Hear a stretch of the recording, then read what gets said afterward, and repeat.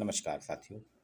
आज 21 जुलाई है, आषाढ़ की पूर्णिमा। आज का दिन गुरु पूर्णिमा के नाम से जाना जाता है। महर्षि वेद व्यास के जन्मोत्सव के रूप में भी जाना जाता है।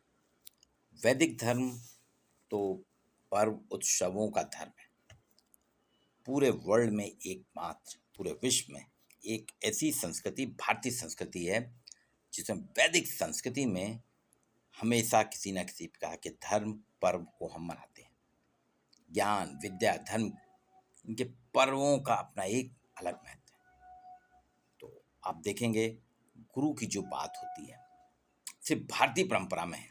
हमारी भारतीय ज्ञान परंपरा में ही गुरु का सम्मान करना, गुरु का आदर करना, गुरु को सर्वश्रेष्ठ माना गया है। विश्व की किसी भी संस्कृति में गुरु परंपरा की चर्चा ही नहीं होती है। गुरु पूर्णिमा, इसे व्यास पूर्णिमा भी कहते हैं क्योंकि महर्षि वेद व्यास जी का जन्मोत्सव है। व्यास पूर्णिमा भी कहते हैं। एक ऐसा उत्सव है जो विद्या देने वाले गुरु और विद्या पाने वाले छात्र या शिष्य के पावन संबंधों की अभिव्यक्ति करता है। गुरु शिष्य के बीच के संबंधों की इसमें अभिव्यक्ति होती है। देखिए, चतुर्मास भी चालू हुआ है 4 माह का। इस चतुर्मास में 4 माह में वैदिक ग्रंथों के अध्याय के लिए ही बनाए गए। चतुर्मास में देखिए सभी ऋषि मुनि जाते हैं, तब करते हैं। उसी परंपरा का निर्वहन करते हुए आजकल चल रहा है। तो चतुर्मास में आप करिए पर लेकिन साल भर आपको अध्ययन अध्यापन करना है, वैदिक ग्रंथों का पालन करना है। ज्ञान परंपरा हमारी ऐसी है जो आपको कहीं ना कहीं किसी न किसी पर्व के साथ जोड़ती है। गुरु क्या है? गुरु ज्ञान देने वाला, प्रेरणा देने वाला, मार्गदर्शन करने वाला प्रतिबिंब है। पर एक ऐसा प्रतिनिधि है गुरु जो अज्ञानता को दूर करता है, अंधकार को दूर करता है, आपको ज्ञान देता है, आपको मार्गदर्शन करता है। और दूसरी चीज शिष्य क्या है? जो सीखता है, जो सीखता है, समझता है, अपने ज्ञान को, अपनी ज्ञान श्री को वृद्धि करता है। ग्रह सूत्र में भी बताया गया है कि हर व्यक्ति पे 3 कर्ज होते हैं। एक उसके माता पिता का कर्ज, दूसरा उसको शिक्षा देने वाले का कर्ज, और तीसरा ऋषियों का कर्ज। गुरु पूर्णिमा वास्तव में तप की एक पर्व है, तप करने का पर्व है। इसमें बताया गया है कि व्यक्ति जैसे अज्ञोपवीत होता है ना, जनेऊ संस्कार, जनेऊ क्या 3 धागों से बनता है। वो 3 धागे जो हैं आपके 3 कर्ज हैं। माता पिता का कर्ज है, एक शिक्षा का देने वाले का कर्ज है गुरु का, और एक ऋषियों का। तो इन सभी चीज़ों को आपको निपटाना है, आपको इन कर्ज से मुक्त होना है, कर्ज आपको चुकाने हैं। ऐसा कहा जाता है कि सर्वप्रथम वेद व्यास जी को भगवान विष्णु ने स्वयं 4 वेदों का उपदेश दिया था इसी दिन, आषाढ़ पूर्णिमा के दिन। और दूसरा कुछ मानता है कि गौतम बुद्ध ने पहली बार बनारस के पास सारनाथ है, वाराणसी के पास बनारस में सारनाथ में पहला उपदेश दिया था। तब से गुरु पूर्णिमा मनाई जा रही है। एक और मानता है कि भगवान भोलेनाथ ने, शिव ने, जो अभी कल से सावन शुरू हो रहा है, उन्होंने सावन के एक दिन पहले सप्त ऋषियों को आषाढ़ पूर्णिमा के दिन उपदेश दिया था। गुरुता की जब हम बात करते हैं तो बड़प्पन आता है, धैर्य को धारण करने वाला, जो अपने शिष्यों का, अपने शिष्य का, अपने छात्रों का हमेशा कल्याण करे। और शिष्य की जब बात आती है, जो हमेशा सीखने के लिए, ग्रहण करने के लिए तैयार रहता है।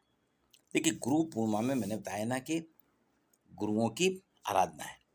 जबलपुर महानगर, मध्य प्रदेश का जबलपुर, जिसे संस्कार धानी विनोबा जी ने कहा था, इसको कुछ लोग न्याय धानी कहते हैं, कुछ लोग इसको हनुमान धानी कहते हैं, लेकिन मैं इसको कहूँगा ये गुरु धानी है।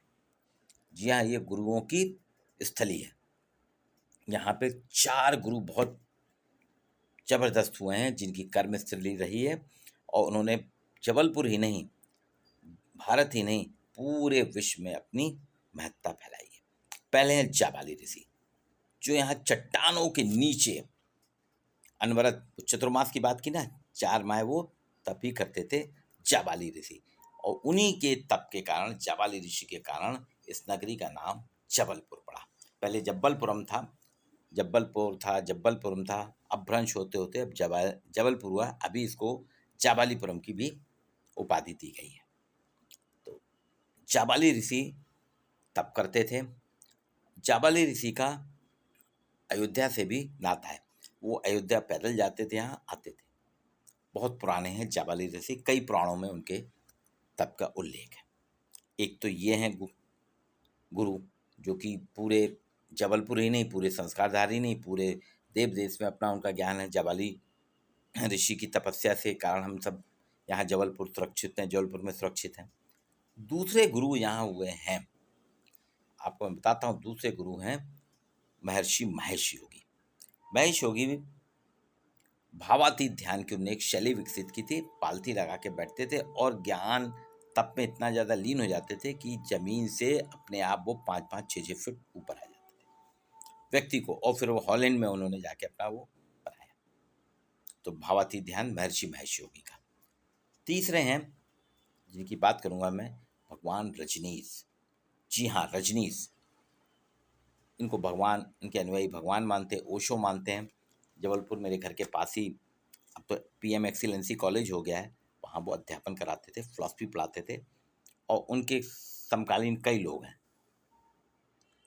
वो बताते हैं कि रजनीश ने किसी भी चीज की जितनी व्याख्या की है उतनी वर्ल्ड में किसी ने भी नहीं की। सभी धर्मों की उनने विवेचना की है और तर्क के साथ की है, लॉजिक के साथ की है। वो भी अंतर्राष्ट्रीय हैं गुरु। अब एक और गुरु की बात करता हूँ, जो हिंदुओं के धर्माचार्य हैं। अभी 2 साल पहले उनका निधन हुआ है, स्वामी स्वरूपानंद जी।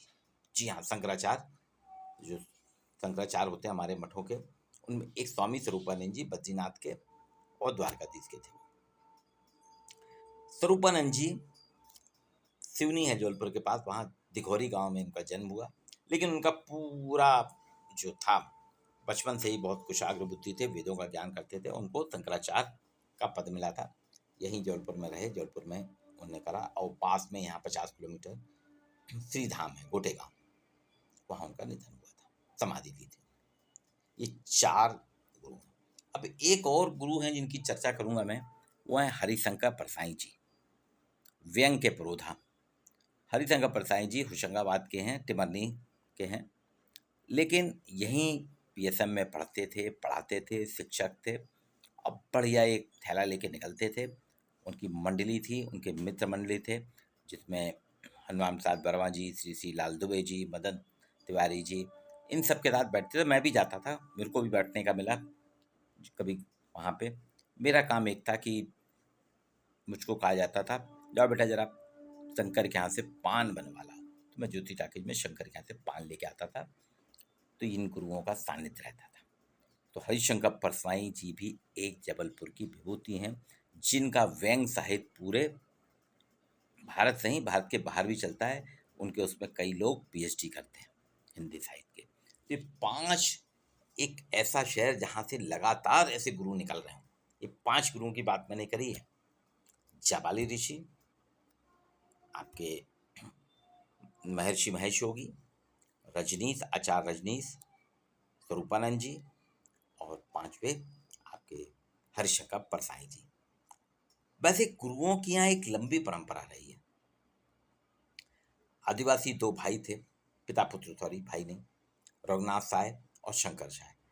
उनकी भी शहादत जो है, अंग्रेजों से लड़ाई लड़ी, वो भी गुरुओं से कम नहीं। उन्होंने भी मार्गदर्शन किया, उन्होंने भी हमारे उस वक्त के भाइयों को आज़ादी के रास्ता दिखाया, अंधकार दूर किया, ज्ञान दिया।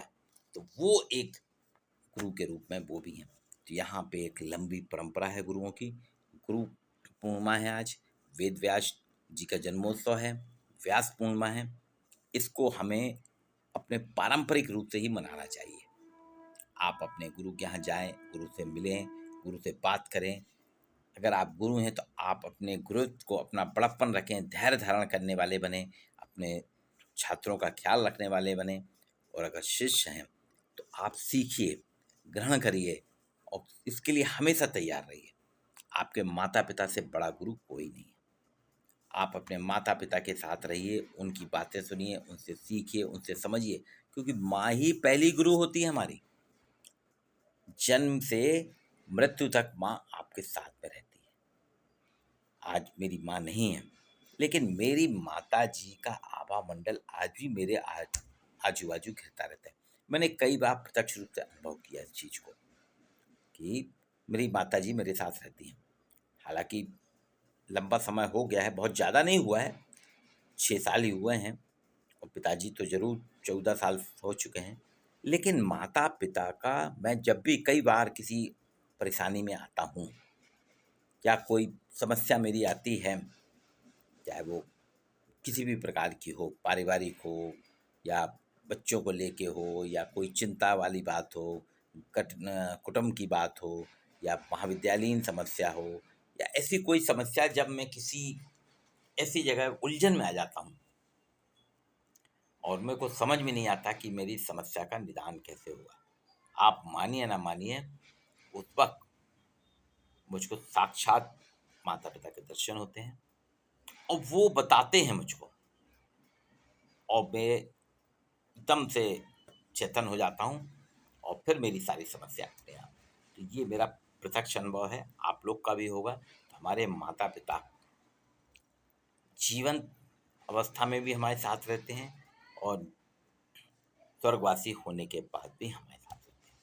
वो पूरी तरह करते हैं, क्योंकि हमें उजाले की ओर वही ले जाते हैं, हमारे जीवन के अंधकार को वही दूर करते हैं।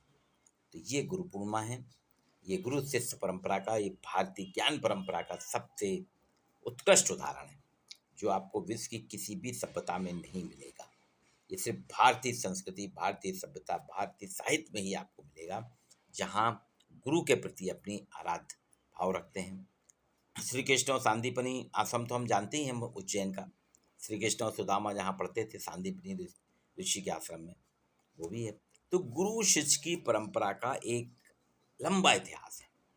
आज वेद व्यास जी के जन्मोत्सव को हमने मनाया, और मैं आप सभी से यही अपेक्षा करता हूँ कि आप लोग अपने माता पिता, अपने गुरु, जो भी आपको ज्ञान देता है, पत्नी भी आपको ज्ञान देती है। कुछ लोग कहेंगे कि क्या कह रहे हैं आप? हाँ, जीवन साथी है पत्नी। पत्नी हमारी जीवन साथी है, वो हमेशा हमारे साथ हर दुख सुख में साथ देती है पत्नी। और इसी तरह महिलाओं के लिए उनके पति उनके साथ हमेशा सुख दुख में जीवन साथी बन के, उनके सहयोगी बन के काम करते हैं।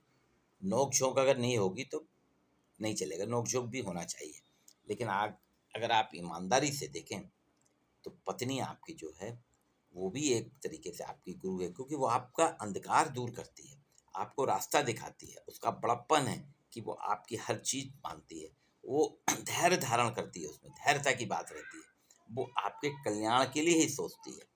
कभी ऐसा नहीं सोचती कोई भी महिला कि उसके पति किसी दिक्कत में आए, वो हमेशा अपने पति के कल्याण के लिए ही करती है। तो ये अलग अलग स्वरूपों में गुरु हमारे सामने आते हैं, माता पिता के रूप में, पत्नी के रूप में, भाई के रूप में। आपके जैसे मैंने रघुनाथ शंकर शाह की बात करी, सेनानी के रूप में, रजनीश के रूप में, महर्षि महेश योगी के रूप में, स्वरूपानंद जी के रूप में, और जाबाली ऋषि के रूप में। इसलिए जबलपुर शहर को मैं गुरु धानी कहूँगा, क्योंकि ये गुरुओं की धानी है। यहाँ कई प्रकार के गुरु हैं जो आपको कहीं ना कहीं मार्ग दिखाते हैं, आपका मार्गदर्शन करते हैं, आपको किसी भी समस्या से फंसने में हमेशा बचाते हैं। आज के लिए इतना ही। वीडियो को लाइक और शेयर जरूर कीजिए।